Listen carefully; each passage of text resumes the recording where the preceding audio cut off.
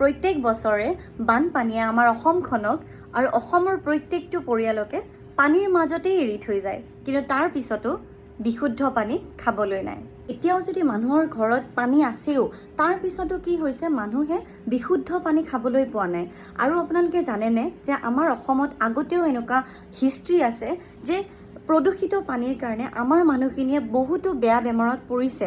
যেনেকৈ আমাৰ অসমত চাব যে বানপানীৰ হোৱাৰ পিছত দেখিবলৈ পাব কিছুমান ঠাই আছে য'ত ডায়েৰিয়া, কলেৰা, হেপাটাইটিছ বা টাইফইড এনেকুৱা ধৰণৰ বেমাৰবোৰে মানুহক জুৰুলা কৰে বানপানী হৈ যোৱাৰ পিছত, আৰু য'ত এইটোকে কোৱা হয় পানীৰ পৰা সংক্ৰমণ হোৱা ৰোগ। আমি কিন্তু এতিয়া সমস্যাৰ কথা পাতি থাকিলে নহ'ব, আমি ইয়াৰে সমাধানো উলিয়াব লাগিব। আৰু সেইকাৰণে ত্ৰিপুৰা ইউনিভাৰ্চিটিৰ এছিষ্টেণ্ট প্ৰফেচৰ হৰজিত নাথে এটা খুব ধুনীয়া ইন'ভেশ্যন কৰিছে, আৰু আপোনালোকক আজি মই সেইটো কথাই ক'বলৈ ওলাইছোঁ। আপোনালোকৰ মনত প্ৰশ্ন আহিব পাৰে যে এইটোনো তেওঁলোকে কেনেকৈ কৰিছে।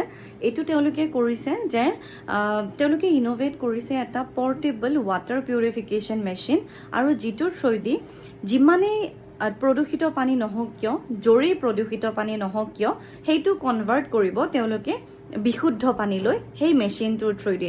আৰু এইটো যিহেতু পৰ্টেবল হয়, মানে এটা ঠাইৰ পৰা আন এটা ঠাইলৈ খুব সহজতে কেৰি কৰিব পাৰে।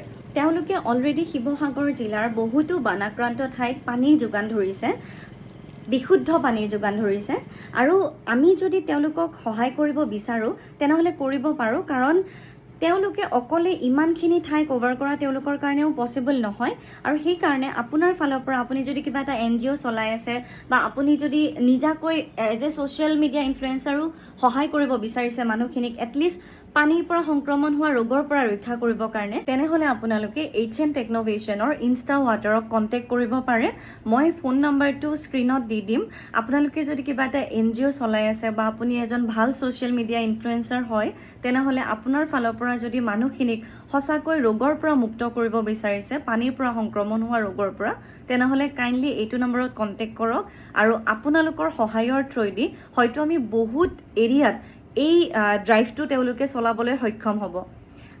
আশা কৰোঁ আপোনালোকে ভিডিঅ'টি ইনফৰ্মেটিভ পালে, আৰু যদি কিবা জানিব বিচাৰিছে এইটোৰ বিষয়ে, তেনেহ'লে মই আপোনাক নাম্বাৰটো দি দিম স্ক্ৰীণত, সেইটোতো কণ্টেক্ট কৰিব পাৰে। আৰু লগতে মই তেওঁলোকৰ যিটো প্ৰফাইল, তেওঁৰ প্ৰফাইলটোতো আপোনালোকে গৈ তেওঁৰ লগত ডাইৰেক্ট কথা পাতিব পাৰে। আশা কৰোঁ ভিডিঅ'টো ইনফৰ্মেটিভ পালে, আৰু যদি ভাবিছে যে এইটোৱে বহুতখিনি সহায় কৰিব, কাইণ্ডলি শ্বেয়াৰ কৰক আপোনাৰ ভাল লগা ছ'চিয়েল মিডিয়া ইনফ্লুৱেঞ্চাৰ বা ভাল NGO এটাত যোনে সঁচাকৈ এই পদক্ষেপটোত সহায় কৰিব পাৰে।